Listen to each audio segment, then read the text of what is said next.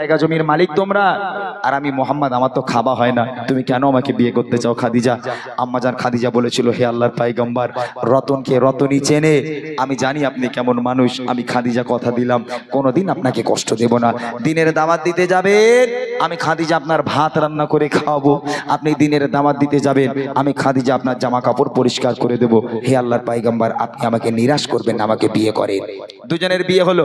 বিয়ে হবার পর সাংসারিক জীবন কেমন ছিল, কেন আল্লাহ রাসূল এত বেশি ভালোবাসতেন, স্ত্রী হিসেবে আম্মাজান খাদিজা কেমন ছিল, ছন্দের মাধ্যমে কবি লিখছে। মনোযোগ দিয়ে শুনবেন আমার মায়েরা, কি গল্প করবেন না, গজলগুলো শোনেন, আপনাদের উপকারে আসবে। কি শিক্ষা তারা আমাদের জন্য দিয়ে গেছে, স্বামী স্ত্রী ভালোবাসা কাকে বলে, কবি লিখছে, শুনবেন। কেমন ভালোবাসে নবী আমা খাদিজা,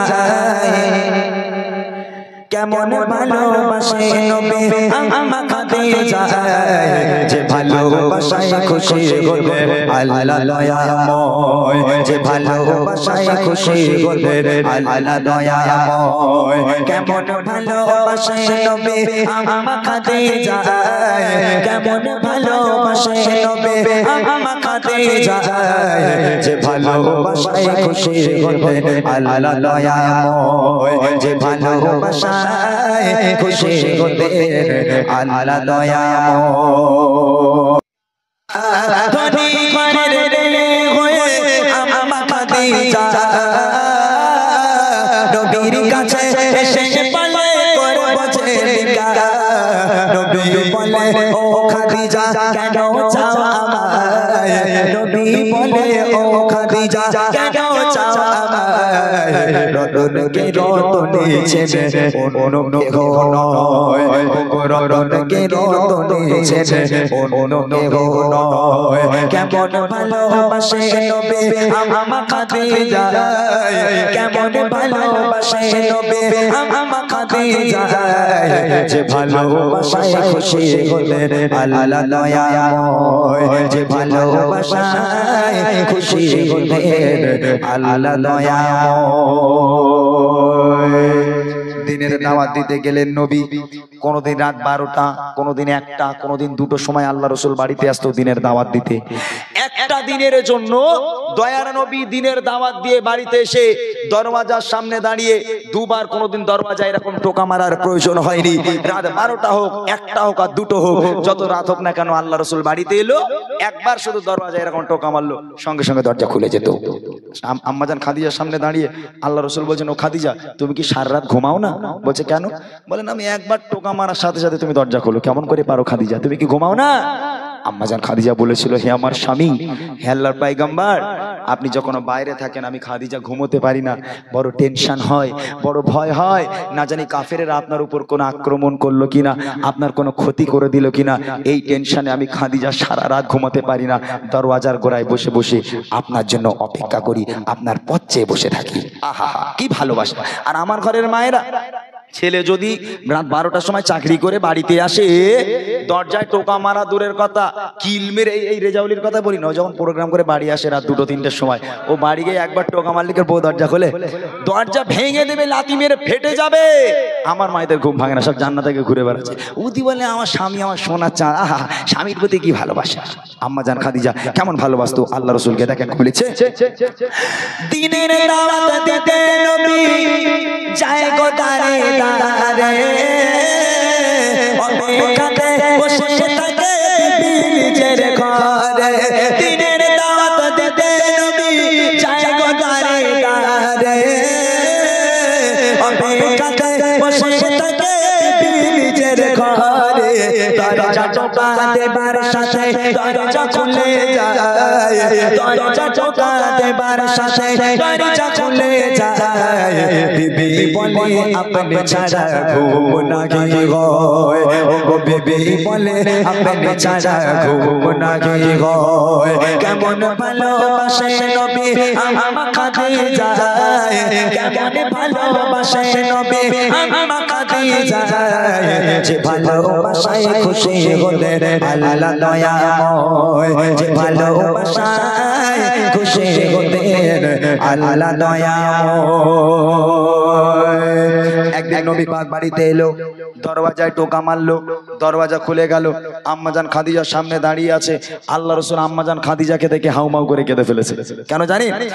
আল্লাহ রসুল দেখছেন মা খাদিজা দাঁড়িয়ে আছে, আর খাদিজার জামাটা এমন ভাবে ছেঁড়া, এমন ভাবে জামাটা ছিঁড়ে গেছে, ও জামা সেলাইও করা যাবে না, তাবলিও মারা যাবে না। এই দেখে আল্লাহ রসুল হাউমাউ করে কেঁদে উঠেছে। আম্মাজান খাদিজা আল্লাহ রসুলকে জড়িয়ে ধরলো, হে আমার স্বামী, আমার দ্বারা কোনো বেয়াদবি হলো, কোনো কষ্ট পেলেন, আপনি কাঁদছেন কেন? আম্মাজান খাদিজা হাউমাউ করে কাঁদছে আর বলছে, কেন কাঁদছেন আপনি? নবী পাক বলছেন, ও খাদিজা, তুমি কোন ঘরের মেয়ে খাদিজা? তোমার আব্বা জানের এত সয় সম্পত্তি, এত জায়গা জমি, সোনাদানার মালিক তুমি, আর সব সোনাদানা গুলো এনে আমি নবী আমার রাস্তায় তুমি কুরবানি করে দিলে। এখন তোমার অবস্থা দেখো খাদিজা, তোমার জামাটা এমন ভাবে ছিঁড়ে গেছে, আমি তোমার স্বামী হয়ে ও জামা সেলাইও করে দিতে পারবো না। ও খাদিজা, আমি তোমাকে ভালো রাখতে পারলাম না। আম্মাজান খাদিজা সেদিন কাঁদতে কাঁদতে বলেছিল, হে আমার স্বামী, আমি আপনার কাছে কোনোদিন কষ্ট পাইনি, আলহামদুলিল্লাহ ভালো আছি, তবে জীবনে কিছু চাইনি, তিনটে জিনিস চাইবো, দেবেন? আল্লাহ রসুল বলছেন, খাদিজা তোমার কি চাই তুমি একবার বলো।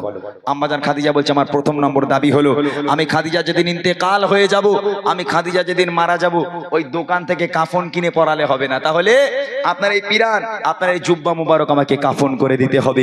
দ্বিতীয় নম্বর আবদার হলো, আমি খাদিজা যখন আমাকে কবরে শোয়ানো হবে, কবরে শোয়ানোর আগে আপনি নিজে কবরে নামবেন, কবরে নেমে কবরের চারপাশটা একবার হাঁটবেন, কেননা আমি খাদিজা কবরের আযাবের ভয় পাই। কবর যদি আমাকে আযাব দেয়, পিষে দেয়, আপনার পায়ের ছাপ থাকলে কবর আমাকে আর আযাব দিতে পারবে না।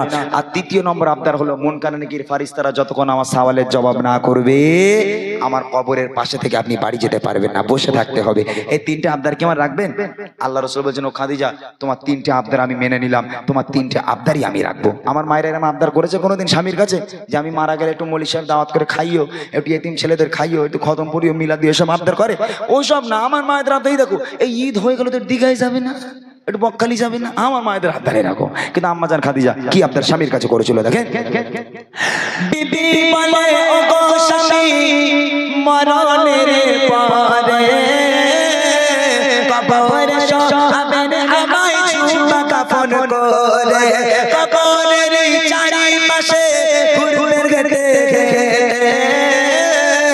কবর যেন নাহি পারে আমায় পিষে দিতে, থাকবে বসে ফারিস্তাদের সওয়ালের সময়, থাকবে বসে ফারিস্তাদের সওয়ালের সময়, কবরের কঠিন আযাব বড়ই ভয়ের হয়, ও গো কবরের কঠিন আযাব বড়ই ভয়ের হয়, কেমন ভালোবাসে নবী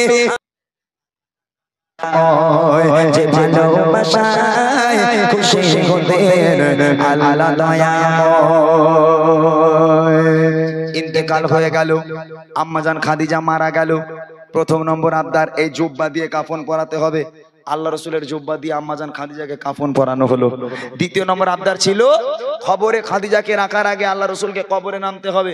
আল্লাহ রসুল কবরে নামলো, কবরে নেমে কবরের চারপাশটা একবার হাঁটলো, হাঁটার পর আল্লাহ রসুল কবর থেকে উঠে এবার আম্মাজান খাদিজাকে কবরে শোয়ানো হলো। কবরে শোয়ানোর পর এই মুখটাকে পশ্চিম দিকে রাখতে হয়, কেবলার দিক করে মুখটাকে কবরের মধ্যে রাখতে হয়। তো আম্মাজান খাদিজার কবরের মধ্যে খাদিজার মুখটাকে নিয়ে যতবার কেবলার দিকে ঘোরানো হয়, পশ্চিম দিকে ঘোরানো হয়, আম্মাজান খাদিজার মুখটা অটোমেটিক ঘুরে আবার আসমানের দিকে হয়ে যায়। আবার একবার চেষ্টা করা হলো, আবার একবার কবরের মধ্যে আম্মাজান খাদিজার মুখটাকে নিয়ে কেবলার দিকে ঘোরানোর চেষ্টা করা হলো, আবার মুখটাকে ঘুরে আসমানের দিকে হয়ে যায়। সাহাবারা পেরেশান, আল্লাহ রসুলও পেরেশান, মুখ কেন কেবলার দিকে ঘোরে না? তিনবার চেষ্টা করা হলো, তিনবার আম্মাজান খাদিজার মুখটাকে নিয়ে কেবলার দিকে ঘোরানোর চেষ্টা করা হলো, কোনো মাথে কেবলার দিকে ঘোরে না, অটোমেটিক আসমানের দিকে আম্মাজান খাদিজার মুখটা হয়ে যায়। পেরেশান হয়ে আছেন আল্লাহ রসুল। এমত অবস্থায় আল্লাহ পাক খবর পাঠালো নবীর কাছে, আমার বন্ধু চিন্তা করবেন না, চিন্তার কোনো কারণ নেই, আমি আল্লাহ খাদিজাকে এত পছন্দ করি, এত ভালোবাসি, আমি চাই না খাদিজার মুখটা কেবলার দিকে থাক, কেননা খাদিজা দ্বীন ইসলামের জন্য, কোরআনের জন্য আমি আল্লাহ আমার জন্য এত কষ্ট করেছে, এত রক্ত ঝরিয়েছে, নিজেকে এত কুরবানি করেছে, আমি আল্লাহ চাই না খাদিজার মুখটা কেবলার দিকে থাক, আমি আল্লাহ চাই খাদিজার মুখটা আসমানের দিকে হয়ে থাক, যাতে করে আমি আল্লাহ আরশে মুআল্লায় বসে বসে আমি আমার খাদিজাকে প্রতিনিয়ত দেখতে পারি। একবার জোরে বলুন না সুবহানাল্লাহ। কি ভালোবাসা। এই একজনই নারী ছিল যার মুখ আল্লাহ পাক আসমানের দিকে করে নিয়েছে, আল্লাহ পাক আরশে মুআল্লায় বসে বসে কবরের মধ্যে থেকে খাদিজাকে দেখবে বলে। এই হচ্ছে সেই নারী যাকে আল্লাহ পাক সালাম পাঠিয়েছিল এবং দয়ার নবী নিজের জীবনের থেকে আল্লাহ রাসূলকে বেশি ভালোবাসতেন। এই হলো সেই নারী। আম্মাজান খাদিজাকে স্মরণ করতে হবে, আম্মাজান খাদিজাকে মডেল তৈরি করতে হবে। শেষ কথায় কবি লিখছে দেখেন, যত সময় খাদিজাকে কেবলাতে মুখ করে ততবারে আসমানের ওই দিকে যায় যে ঘোরে। যত সময় খাদিজাকে কেবলাতে মুখ করে ততবারে আসমানের ওই দিকে যায় যে ঘোরে। আল্লাহ বলে ও গো নবী চিন্তার কিছু নাই, আল্লাহ বলে ও গো নবী চিন্তার কিছু নাই।